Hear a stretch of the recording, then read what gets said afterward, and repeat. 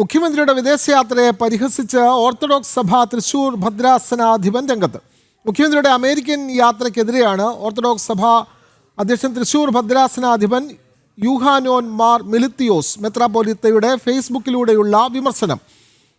വല്ല മതിലും ഇടിഞ്ഞു വീണാൽ കേരള സംസ്ഥാനം അനാഥമാകില്ലേ, അതുകൊണ്ടാണ് ചികിത്സയ്ക്ക് അമേരിക്കയ്ക്ക് പോകുന്നത് എന്ന ഫേസ്ബുക്ക് പോസ്റ്റാണ് അദ്ദേഹം പോസ്റ്റ് ചെയ്തിട്ടുള്ളത്. വിവരങ്ങളുമായി സാനു കെ സജീവ് ചേരുന്നു. സാനു, ഈ ഭദ്രാസനാധിപന്റെ വിമർശനം സമൂഹ മാധ്യമങ്ങൾ ഇപ്പോൾ വലിയ ചർച്ചയാണ്. കൂടുതൽ വിവരങ്ങൾ സാനു.